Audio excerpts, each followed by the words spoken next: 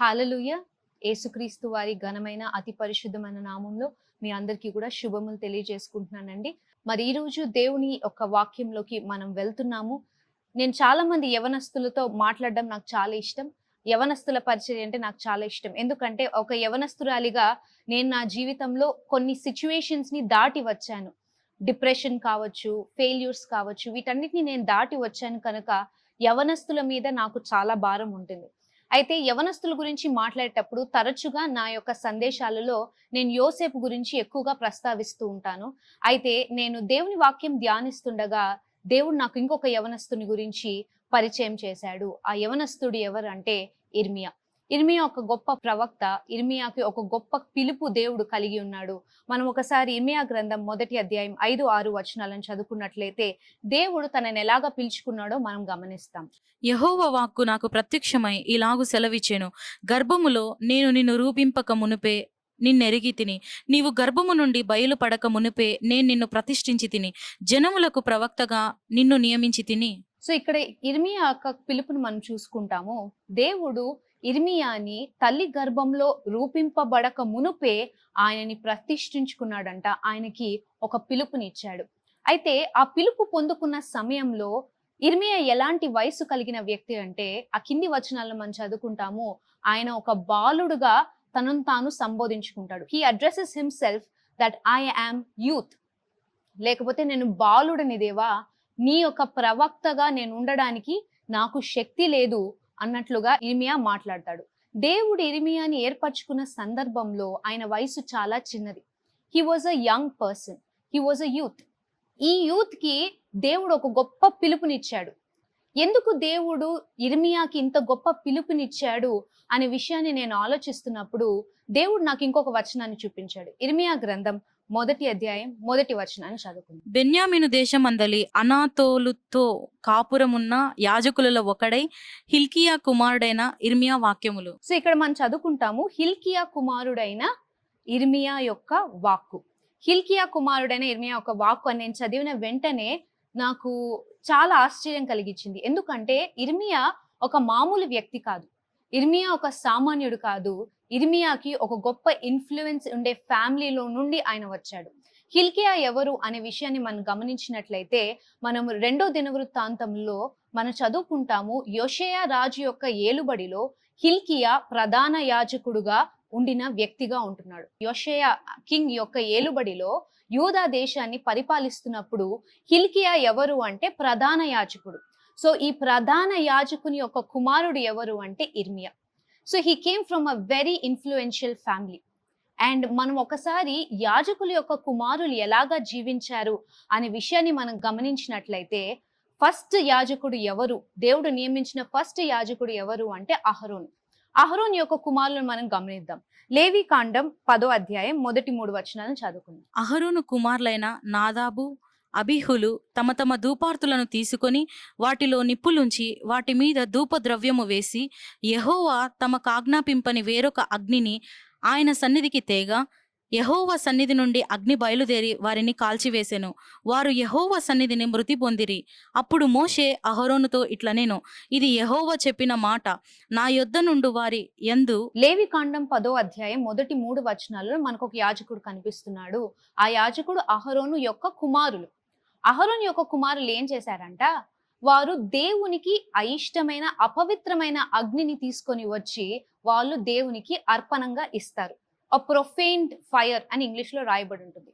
అలాంటి ఒక ఫైర్ ని తీసుకొని వచ్చి దేవునికి అర్పించడం వల్ల వారు అక్కడికక్కడే మరణించినట్లుగా, దేవుని యొక్క కోపం రగులుకొని వాళ్ళు మరణించినట్లుగా దేవుని యొక్క వాక్యంలో మనం చూసుకుంటాం. అండ్ రెండో విధిగా ఇంకొక యాజకుని యొక్క కుమారులను నేను మీకు పరిచయం చేస్తాను. 1 సమూయేలు 3వ అధ్యాయం 13వ వచనం చదువుకుందాం. తన కుమారులు తమ్మును తాము శాపగ్రస్తులుగా చేసుకొనుచున్నారని తానెరిగియు వారిని అడ్డగించలేదు గనుక అతని ఇంటికి నిత్యమైన శిక్ష విధింతునని నేను అతనికి తెలియచేయుచున్నాను. సో ఇక్కడ మనం చూసుకున్నట్లయితే 1 సమూయేలు 3వ అధ్యాయం 13వ వచనంలో దేవుడు ఏలి యొక్క కుమారులను గురించి మాట్లాడుతున్నాడు.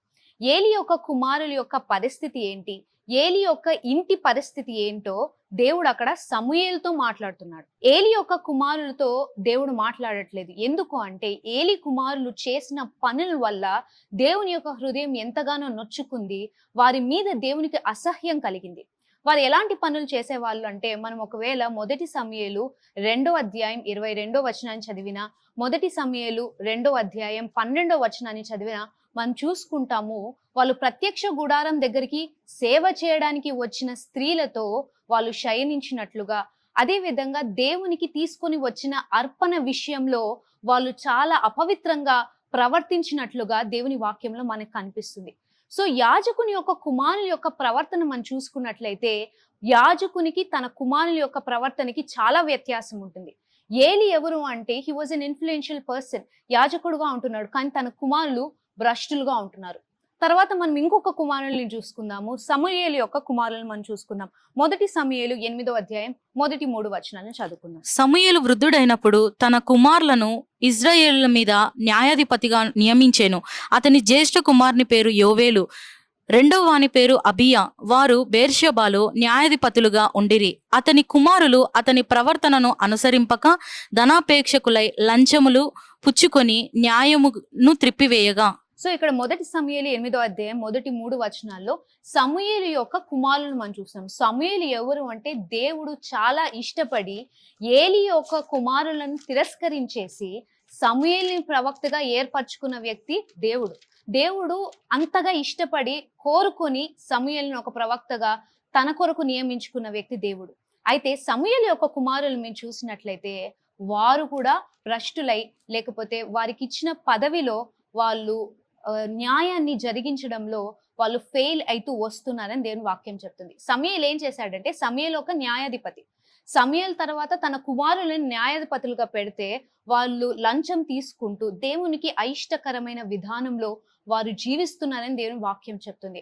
ఆ తర్వాత ఇశ్రాయేలు ప్రజలు వారిని తృణీకరించి మాకు ఒక రాజు కావాలి అని వారు అడగడం జరుగుతుంది. సో ఈ 3 సందర్భాలను నేను ఎందుకు చూపించానంటే, మొదటి సందర్భంలో అహరోను కుమారులు, వాళ్ళు భ్రష్టులయ్యారు. రెండవ సందర్భంలో ఏలి కుమారులు అయితే వ్యభిచరించారు, దేవుని యొక్క అర్పణ విషయంలో అపవిత్రంగా ప్రవర్తించారు. అండ్ దేవుడు ఏం చేస్తాడంటే, వారి ప్రవర్తనను బట్టి ఏలి యొక్క కుటుంబమే లేకుండా నాశనం చేసేస్తాడు. కంప్లీట్ గా ఏలి యొక్క వంశమే లేకుండా దేవుడు సమూలంగా నాశనం చేసేస్తాడు. తర్వాత మూడోదిగా మనం చూసుకున్నాం సమూయేలు యొక్క కుమారులు. సో ఈ 3 సందర్భాలను మనం చూసుకున్నట్లయితే ఒక కామన్ థింగ్ మనకు కనిపిస్తుంది. ఏంటి అంటే, అక్కడ వాళ్ళ తండ్రి యొక్క యాజకుడు, their father is a priest. ఒక యాజకుని యొక్క పిల్లలు ఎందుకు భ్రష్టులయ్యారు అనే విషయం మనం ఆలోచిస్తే, ఇశ్రాయేలు దేశంలో యాజకుడు ఇస్ హైలీ ఎగ్జాల్టెడ్, చాలా గొప్పగా ఆ వ్యక్తిని చూస్తారు. దేవుని యొక్క ప్రవక్తగా లేకపోతే దేవుని యొక్క మెసెంజర్ గా ఆ యాజకులను చూడడం జరుగుతుంది. So they are highly influential and they are regarded very very high in the society. So ఆ పదవి ఉన్న ఆ పిల్లలు ఎలాగా బిహేవ్ చేస్తున్నారంటే, దానిలో they are taking a lot of lenience అని చెప్దామా, లేకపోతే దానిని వాళ్ళు తప్పుదోరిలో తీసుకెళ్తున్నారా, లేకపోతే ఆ పదవిని వాళ్ళు దుర్వినియోగం చేస్తున్నారు. The influence that they had, they started to exploit it, they started to profane it. అందుకే యాజకుల యొక్క కుమారులు ఈ 3 ఎగ్జాంపుల్స్ నేను చూపించినప్పుడు వాళ్ళందరూ కూడా భ్రష్టులు అయిపోవడం మనం చూస్తున్నాం. అయితే నేను మళ్ళీ మీకు ఒకసారి చూపిస్తాను. ఇర్మియా గ్రంథం 1వ అధ్యాయం 1వ వచనంలో ఉంటుంది. మనం చదువుకున్నట్లయితే, హిల్కియా కుమారుడగు ఇర్మియా అంటే ఒక ప్రధాన యాజకుని యొక్క కుమారుడు ఇర్మియా. అయితే ఈ యొక్క వ్యక్తి చాలా వ్యత్యాసంగా ఉంటున్నాడు. He's different. అందరి యాజకుల యొక్క కుమారుడుగా లేడు, కానీ దేవుని యొక్క పిలుపు బాలుడుగా ఉన్న ఇర్మియాకి ప్రత్యక్షమైంది. అంటే తన తండ్రి యొక్క ఇన్ఫ్లుయెన్స్ లేకుండా, ఒకవేళ ఆ ఇన్ఫ్లుయెన్షియల్ పొజిషన్ లో ఉన్నా కూడా ఇర్మియా మీద ఆ ఇన్ఫ్లుయెన్స్ లేదు. ఆయన భ్రష్టుడైపోలేదు. ఆ ఇన్ఫ్లుయెన్షియల్ పొజిషన్ లో తన తండ్రి ఉన్నప్పటికీ కూడా తన యొక్క క్యారెక్టర్ ని ఇర్మియా కాపాడుకోగలిగాడు. అందుకే ఇర్మియా యొక్క జీవితాన్ని గమనించి దేవుడు ఒక పిలుపుని ఇవ్వడం జరుగుతుంది. మనం ఒకసారి 2వ దినవృత్తాంతంలో 34వ అధ్యాయం 14-15 వచనాలను చదువుకుందాం. యెహోవా మందిరంలోనికి తేబడిన ద్రవ్యమును బయటికి తీసుకొని వచ్చినప్పుడు మోషే ద్వారా యెహోవా దయచేసిన ధర్మశాస్త్రము గల గ్రంథము యాజకుడైన హిల్కియాకు కనబడెను. అప్పుడు హిల్కియా, యెహోవా మందిరమందు ధర్మశాస్త్రము గల గ్రంథము నాకు దొరికినని శాస్త్రియగు షాఫాతునుతో చెప్పి ఆ గ్రంథమును షాఫానుకు అప్పగించెను. సో ఇక్కడ మనం చూసుకున్నట్లయితే హిల్కియా గురించి నేను కొంచెం చెప్పాలని ఇష్టపడుతున్నాను. అంటే హిల్కియాకు ఉండే ఇన్ఫ్లుయెన్స్ ఏంటి, హిల్కియా చేసిన పనులు ఏంటి, అది ఎలాగా ఇర్మియాని ఒక మంచి వ్యక్తిగా మార్చాయో నేను మీకు చూపించడానికి నేను ఇష్టపడుతున్నాను. 2వ దినవృత్తాంతము 34 అధ్యాయం 14-15 వచనంలో మనం చదువుకుంటాము. యోషేయ యొక్క ఏలుబడిలో అని రాయబడుతుంది. అంటే యోషేయ రాజు యొక్క ఏలుబడిలో ధర్మశాస్త్రాన్ని డిస్కవర్ చేసిన వ్యక్తి ఎవరు అంటే ప్రధాన యాజకుడైన హిల్కియా. అంటే దాని అర్థం ఏంటి అంటే ధర్మశాస్త్రము కనుమరుగైపోయింది, ధర్మశాస్త్రము కనపడకుండా పోయింది. యోషేయాకి ముందు ఉన్న రాజు ఎవరు అంటే మనష్షే. ఈ మనష్షే అనే రాజు దేవునికి అయిష్టంగా జీవించి దేవుని యొక్క పిల్లలని, ఇశ్రాయేలు ప్రజలు దేవునికి దూరంగా వెళ్ళిపోవడానికి ఒక కారణమైన వ్యక్తి మనష్షే. సో మనష్షే యొక్క ఏలుబడిలో ఈ ధర్మశాస్త్రం అనేది మరుగైపోయింది. ప్రజలకి ధర్మశాస్త్రం అంటే ఏంటో తెలీదు, ధర్మశాస్త్రంలో ఉండే ఆజ్ఞలు ఏంటో తెలీదు, దేవుని యొక్క నిబంధన అంటే ఏంటో తెలీదు. సో కనుమరుగైపోయిన ఈ ధర్మశాస్త్రాన్ని తిరిగి ఉనికిలోకి తెచ్చింది ఎవరు అంటే ప్రధాన యాజకుడైన Hilkiah. He played a very key and a vital role in restoring and discovering the law of God. అది హిల్కియా చేసిన ఒక పని. తర్వాత జరిగే విషయం ఏంటి అంటే మనం 2వ దినవృత్తాంతములు 34 అధ్యాయం 29వ వచనం 29 నుండి 33 మనం చూసుకున్నట్లయితే అక్కడ వ్రాయబడిన మాటలు ఏంటంటే యోషియా ఆ రాజు ఆ ధర్మశాస్త్రాన్ని తీసుకొని వచ్చి అందరి వినికిడిలో ఆ ధర్మశాస్త్రాన్ని చదివి తిరిగి ప్రజలని తమ దేవుడైన యెహోవా తట్టు త్రిప్పినట్టుగా మనం చూస్తాం. So Hilkiah was a reformer, Hilkiah was a revolutionist అని మనం చెప్పొచ్చు. ఒక గొప్ప రివైవల్ ని ఇశ్రాయేలు ప్రజలోకి తీసుకొని రావడానికి దేవుడు బహుబలంగా వాడుకున్న ఒక సాధనం హిల్కియా. సో హిల్కియా కుమారుడు ఎవరు అంటే ఇర్మియా. అంటే ఇర్మియాకి ఎంత ఇన్ఫ్లుయెన్స్, ఇర్మియాకి ఎంత స్టేటస్ ఉండింటది ఆ టైంలో. బట్ తన తండ్రి యొక్క ప్రవర్తన ఆయన చూశాడు. తన తండ్రి కూడా ఒక గొప్ప వర్చ్యూ ఉంది అని నేను చెప్తాను. దేవుడు ఏలి యొక్క పిల్లల గురించి మాట్లాడుతూ దేవుడు ఏమంటాడంటే ఏలి తన కుమారులని అడ్డగించలేదు, అంటే చెడుగా ప్రవర్తిస్తున్నప్పుడు వారిని అభ్యంతరపరచలేదు, రిస్ట్రెయిన్ చేయలేదు అనే దేవుని వాక్యం చెబుతుంది. 1 సమూయేలు 3వ అధ్యాయం 14-15 వచనాలు. అయితే ఇక్కడ మనం చూసుకున్నట్లయితే హిల్కియా తన యొక్క ఇన్ఫ్లుయెన్స్ ని he happily and correctly executed his influence on his son called Jeremiah. Jeremiah మీద లేకపోతే ఇర్మియా మీద తన యొక్క ఇన్ఫ్లుయెన్స్ ని హిల్కియా కరెక్ట్ గా చేశాడు. అందుకే ఇర్మియా దేవుని యొక్క పిలుపుని బాలుడుగా ఉన్నప్పుడే అందుకోగలిగాడు. మనం నేర్చుకోవాల్సిన విషయం ఏంటంటే తండ్రులుగా ఎవరైతే ఈ వాక్యాన్ని చూస్తున్నారో you can have a very positive and a great impact on your children. మీ యొక్క ఆత్మీయ జీవితము, మీ యొక్క ఆత్మీయ స్థితి మీ యొక్క పిల్లల్ని చాలా గొప్పగా ప్రభావితం చేయగలుగుతుంది. అండ్ ఏలియా గురించి దేవుడు ఇచ్చే కంప్లైంట్ ఏంటంటే వాళ్ళ పిల్లలు తప్పు చేస్తున్నప్పుడు ఆయన దానిని గద్దించలేదు, ఆ తప్పు చేయకుండా వారిని ఆపలేదు, రిస్ట్రెయిన్ చేయలేదని దేవుడు చెప్తాడు. అయితే హిల్కియా ఆ పని చేసినట్లుగా మనకు కనిపిస్తుంది. ఎందుకంటే బాలుడుగా ఉన్నప్పుడే ప్రతి ఒక్క యాజకుడి కుమారుడు భ్రష్టులైపోతుంటే ప్రధాన యాజకుడు కుమారుడైన ఇర్మియా మటుకు ఒక గొప్ప పిలుపుని, జనములకి ప్రవక్తగా చేయబడే పిలుపుని బాలుడుగా ఉన్నప్పుడే పొందుకున్నాడంటే అతనికి ఎంత పరిశుద్ధ జీవితం ఉండింటే దేవుని యొక్క వాక్కు తనకి ప్రత్యక్షమై ఉంటుంది. So I believe that the influence of his father has worked greatly on Jeremiah. ఇర్మియా మీద తన తండ్రి యొక్క ఇన్ఫ్లుయెన్స్ చాలా గొప్పగా పనిచేసినట్లుగా మనకు అనిపిస్తుంది. కాబట్టి తండ్రులుగా ఎవరైతే ఉన్నారో మీ యొక్క కుమారుల కొరకు, మీ కుమార్తెల కొరకు, మీ యొక్క కుటుంబ జీవితం కొరకు మీరు దేవుని సన్నిధానంలో దృఢమైన తీర్మానాలు తీసుకోవాలి. You should stand up for the spirituality of your family. తండ్రి యొక్క ఇన్ఫ్లుయెన్స్ చాలా గ్రేట్ గా ఉంటుందండి. కాబట్టి మనము ఎగ్జిక్యూట్ చేసే ఆ విధానంలోనే మన పిల్లల యొక్క జీవితం కట్టబడుతుంది. కాబట్టి తండ్రులకి నేను చెప్తున్నాను, హిల్కియా లాగా if we can give a good influence on our children, we can see a generation to become prophets. ఇర్మియా లాగా ప్రవక్తలు సృష్టించగలిగిన ఒక తరాన్ని మనం చూస్తాము, లేదా నాశనం అయిపోయే ఏలి కుమారుల్లాగా, సమయలు కుమారుల్లాగా ఒక తరాన్ని మనము తయారు చేస్తాము. So don't be a formal Christian. Don't be a nominal Christian, but be a revivalistic Christian who can bring the anointing of God to the generations down the line. తర్వాత మనం చూసుకున్నట్లయితే ఇర్మియా యొక్క ఇంకొక లక్షణాన్ని నేను మీకు చూపిస్తాను. ఇర్మియా గ్రంథం 1వ అధ్యాయం 11, 13 వచనాలను చదువు. మరియు యెహోవా వాక్కు నాకు ప్రత్యక్షమై, ఇర్మియా, నీకేం కనపడుచున్నదని సెలవిచ్చెను. అందుకు బాదము చెట్టు చువ్వ కనబడుచున్నదని నేననగా, యెహోవా, నీవు బాగుగా కనిపెట్టితివి. నేను చెప్పిన వాక్యమును నెరవేర్చుటకు నేను ఆతురపడుచున్నానెను. రెండవ మారు యెహోవా వాక్కు నాకు ప్రత్యక్షమై, నీకేమి కనపడుచున్నదని సెలవీయగా, నేను మసలుచున్న బాణ నాకు కనబడుచున్నది, దాని ముఖము ఉత్తర దిక్కునకు తిరిగి ఉన్నదంటిని. సో ఇక్కడ మనం చూసుకున్నట్లయితే దేవుని యొక్క పిలుపుని ఇర్మియా 5వ వచనంలో పొందుకున్నాడు. ఇర్మియా గ్రంథం 1వ అధ్యాయం 5వ వచనంలో దేవుని యొక్క పిలుపుని ఇర్మియా పొందుకున్నాడు.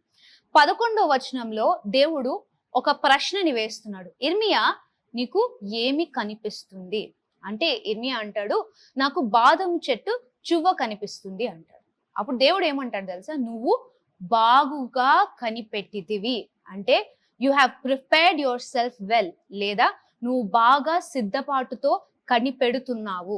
దేవుడు ఒక రోజు ప్రత్యక్షమై ఇర్మియాతో అడుగుతున్నాడు, నీకు ఈ దర్శనంలో ఏం కనిపిస్తుంది అంటే, నాకు ఒక బాదం చెట్టు చువ్వ కనిపిస్తుంది అంటే దేవుడు ఏమంటాడంటే, నువ్వు బాగుగా కనిపెట్టావు అంటే.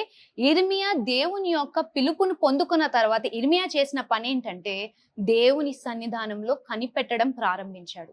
ఒకరోజు దేవుడు వచ్చి, నీకేం కనిపిస్తుంది ఒక దర్శనంలో అని అడిగితే, నాకు బాదం చెట్టు జువ్వ కనిపిస్తుంది అంటే, దేవుడు హీ అప్రిషియేట్స్ ఇర్మియా సేయింగ్ దట్ నువ్వు బాగుగా కనిపెట్టావు అంటే. ఆయన దేవుని యొక్క సన్నిధానంలో వేచి ఉండే అనుభవాన్ని ప్రారంభించాడు పిలుపును పొందుకున్న తర్వాత. దేవుడు ఏమంటాడంటే, నేను నీతో చెప్పినది నెరవేర్చడానికి నేను ఆతురపడుచున్నాను అంటాడు. తర్వాత 12వ వచనం అయిపోయిన తర్వాత 13వ వచనంలో దేవుడు మళ్ళీ ఒకసారి ప్రత్యక్షమయ్యి, ఇప్పుడు నీకేం కనిపిస్తుంది అంటే, నాకు మసులుచున్న బాణ కనిపిస్తుంది, అది ఉత్తర దిక్కున ఉంది అంటే. ఈసారి తనకు కలిగిన దర్శనంలో ఆయన కేవలం దర్శనం చూడట్లేదు, కానీ డైరెక్షన్ ని కూడా చూస్తున్నాడు. He's not just seeing the vision, but he's also seeing the direction of the vision.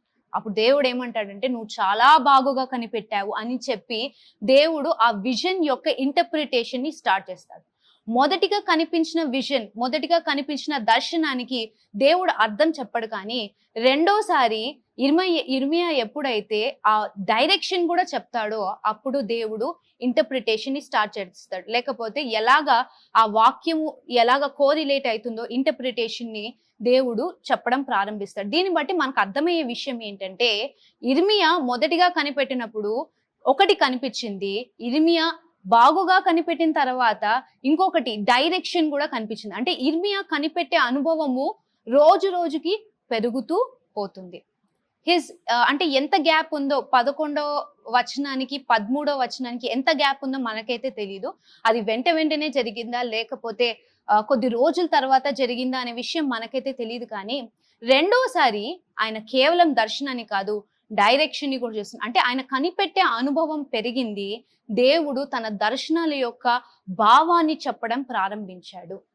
అంటే యవ్వనస్తులుగా చాలా సందర్భాలలో మన సమయాన్ని మనం ఎక్కడ కేటాయిస్తుంటామంటే, ఫోన్స్ లో కావచ్చు, బ్యాడ్ రిలేషన్స్ లో కావచ్చు, బ్యాడ్ ఫ్రెండ్షిప్స్ తో కావచ్చు, మనము అలాంటి ప్లేసెస్ లో మన యొక్క సమయాన్ని మనం గడుపుతూ ఉంటాం. అయితే యవ్వనస్తుడైన ఇర్మియా తను ఒక్కసారి దేవుని యొక్క పిలుపుని పొందుకున్న తర్వాత ఆయన చేసే పని ఏంటంటే, దేవుని సన్నిధానంలో కనిపెడుతూ వెయిట్ చేస్తూ, దేవుడు నాతో ఏం మాట్లాడతాడా అనే అనుభవం గుండా ఆయన వెళ్ళడం ప్రారంభిస్తున్నాడు. అందుకే ఇర్మియా is a very very great profit in the land of Israel. మీరు ఇజ్రాయెల్ దేశంలోకి వెళ్తే ఇప్పటికి కూడా ఇర్మియా అనే పేరు మీరు చెప్పారనుకోండి, వాళ్ళు ఎంతో గౌరవంతో చేస్తారు. ఎందుకంటే ఇశ్రాయేలు ప్రజల కొరకు విలాపిస్తూ ఏడుస్తూ వారి మీద దేవుని యొక్క ఉగ్రత కలగకూడదు అని ప్రార్థించిన వ్యక్తులలో ఇర్మియా ఒక గొప్ప ప్రవక్త.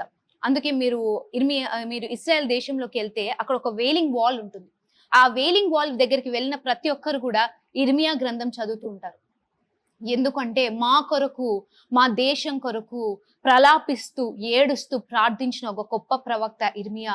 ఆయనలాగా మేము కూడా ప్రార్థన చేయాలి అని చెబుతూ వాళ్ళు దేవుని సన్నిధానంలోకి వెళ్తారు. కాబట్టి యవనస్తులైన వారికి నేను ఇచ్చే సందేశం ఏంటంటే, మీ యవ్వన ప్రాయం చాలా చాలా ప్రశస్తమైనది. It is very precious. It is more precious than anything else. మీ యవ్వన ప్రాయం ఈ టైంలో ఇర్మియా అయితే దేవుని యొక్క పిలుపుని పొందుకున్నాడు. ఇర్మియా దేవుని మీద కనిపెట్టాడు. జనములకి ప్రవక్తగా ఇర్మియా మారిపోయాడు. అయితే ఈ సమయాన్ని మనం దేంతో గడుపుతున్నామో అది మన యొక్క డెస్టినీని డిసైడ్ చేస్తుంది. వాక్యంతో గడిపితే మనం ఇంకొకరికి ప్రయోజనకరంగా ఉంటాము, మన ఆత్మీయ జీవితం ఎదుగుతుంది. దేవునితో గడిపితే మన ఆత్మీయ జీవితం ఎదుగుతుంది. అలా కాకుండా లోకంతో గడిపామనుకోండి, మనం కూడా భ్రష్టులైపోతాము. కాబట్టి we have to take a decision today, a wise decision today. With whom are you going to spend your time? ఎవరితో నీ యొక్క సమయాన్ని నువ్వు గడుపుతావు? లోకంతోనా, దేవునితోనా? ఈ రెండిటి యొక్క కాన్సిక్వెన్సెస్ ని కూడా నేను మీకు చూపించాను. And now the decision is yours. I pray that you would take a wise decision and make a fruitful life on this earth. ఈ వాక్యాన్ని దేవుడు మీ వినికిడిలో దీవించాలని కోరుకుంటూ ఒక చిన్న ప్రార్థన చేసుకుని ముగించుకుందామండి. మహోన్నతుడ, గొప్ప దేవ, సర్వశక్తిమంతుడా తండ్రి, మీ ఘనమైన పరిశుద్ధమైన నామాన్ని బట్టి మీకు స్తుతులు చెల్లించుకుంటాం తండ్రి. మీరు ఇచ్చిన ఈ సందేశాన్ని బట్టి మీకు స్తుతులు చెల్లించుకుంటున్నాం దేవా. తండ్రి, ఈ సందేశం ద్వారా ఎంతో మందితో మీరు మాట్లాడండి తండ్రి. ఈ రోజు ఎవరైతే 2 తలంపులతో ఉంటున్నారో దేవా, వారు నీ కొరకు ఒక గొప్ప తీర్మానం తీసుకొనడానికి మీరు వారికి సహాయం చేయవలసిందిగా ప్రార్థన చేస్తున్నాను తండ్రి. దేవా, యవనస్తులైన ప్రతి ఒక్కరి మీద మీ కని దృష్టి ఉంచండి తండ్రి. వారిని మీ యొక్క సేవ కొరకు మీరు పిలుచుకోమని నేను ప్రార్థన చేస్తున్నాను తండ్రి. ప్రత్యేకమైన పిలుపు ఎవరైతే కలిగి ఉంటున్నారో తండ్రి, వారికి కనిపెట్టే అనుభవాన్ని మీరు దయచేయమని నేను ప్రార్థన చేస్తున్నాను తండ్రి. దేవా, నీ కొరకు ఒక గాడ్లీ జనరేషన్, ఒక హోలీ జనరేషన్ తండ్రి లేవనెత్తాలని మేము ప్రార్థన చేస్తున్నాం తండ్రి. అట్టి కృపని మీరు మాకు దయచేయవలసిందిగా ప్రార్థన చేస్తూ యేసుక్రీస్తు వారి నామంలో ప్రార్థిస్తున్నాం తండ్రి. Amen. God bless you all and may the Lord be with you all. Amen.